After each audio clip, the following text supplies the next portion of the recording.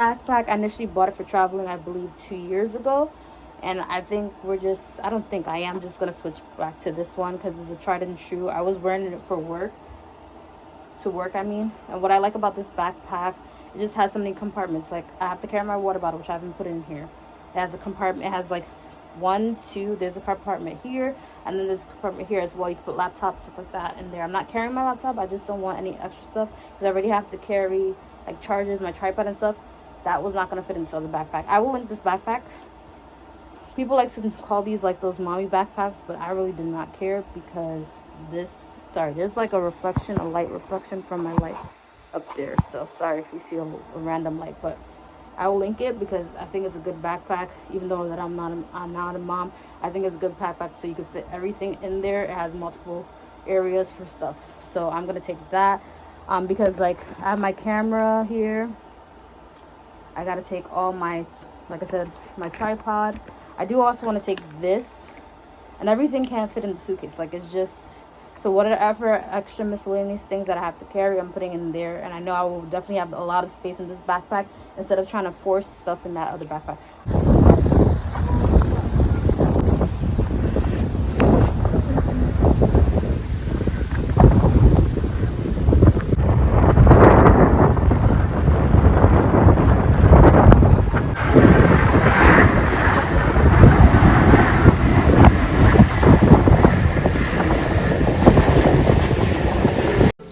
I wanted to cut out the sign here just to do a quick voiceover. So as you guys see, I'm taking the New York City Ferry, Soundview. Now I've taken like a boat across the water, but I think it's a Statue of Liberty anyway.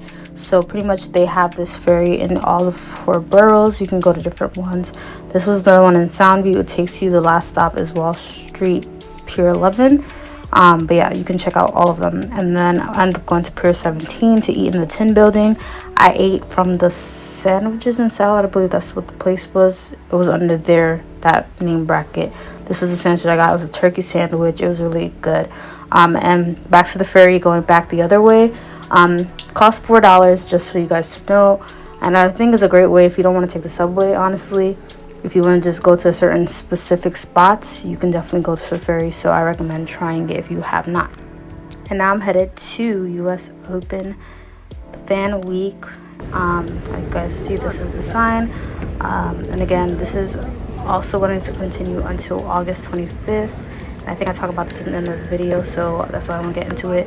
Now, there's definitely more opportunities for me to get free samples, but get them.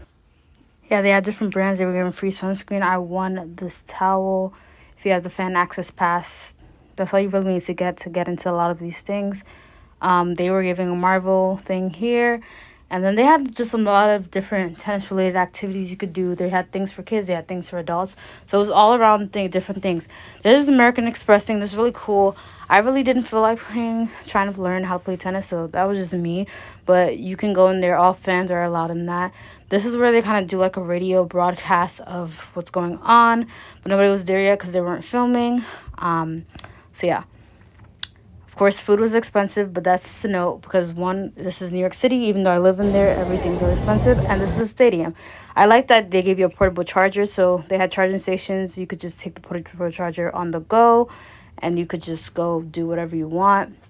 The only thing is obviously you have to return it, but they had boxes that were readily there, multiple boxes. You just dump it there when you're done charging. And yeah, so that was actually good because normally I always bring my own portable charger. So we're going in the Ash Stadium, and like I said, I talk about this, you see players play, and yeah, so that's really pretty much what happened. Yeah.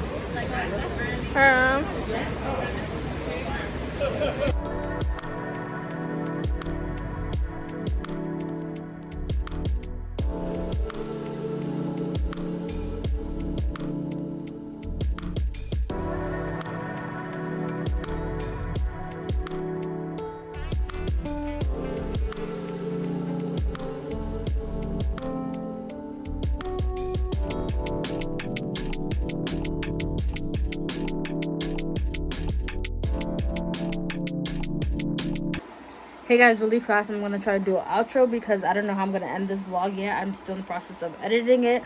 Really quickly, I just wanted to touch in depth of some of the stuff that I got in the U.S. Fan Open week. Now this goes up until, by the time this drops, it'll be day 3 into it. But for those guys who are just dropping in, it's gonna end on the 25th, which is a Sunday, August 25th. It is currently August 19. Now you are allowed to go back every day as long as you have the fan access pass. I unfortunately will not be going back every day because I'm about to travel, but just so you know, one of the things that we got as soon as I got in, they have like these stations with SPF. I have a SPF 60, but I think I just dropped it. One of their brands, I guess, not one of their brands, one of the collaborations they're doing is with La Roche-Posay. Then if you have the access pass, they had a line for like to win a prize. I actually won. I wasn't sure if I was gonna win. I ended up winning one of those towels, which actually is useful because I do go to the gym and I sweat a lot, so you can put it around your neck, you know, if you start sweating, and wipe yourself. Obviously I'm not gonna use it now because I feel like I just need to wash it before I use it personally. And then also they have a tent where you can get these Avengers. So if you have any kids or if you're into Marvel, they have this tent. I think they said the first 1,500 copies. I don't remember, but I got there like 30 minutes from when the gates opened. So I did get there relatively early. So that's one thing you can also get. And then they had a lot of photo ops. So if you're into taking pictures like I am, they had so many photo opportunities. So you could just take pictures wherever you wanted. You could take boomerangs. You could do a lot of stuff. So, yeah. And then also you were able to watch some matches of like upcoming tennis players and stuff like that.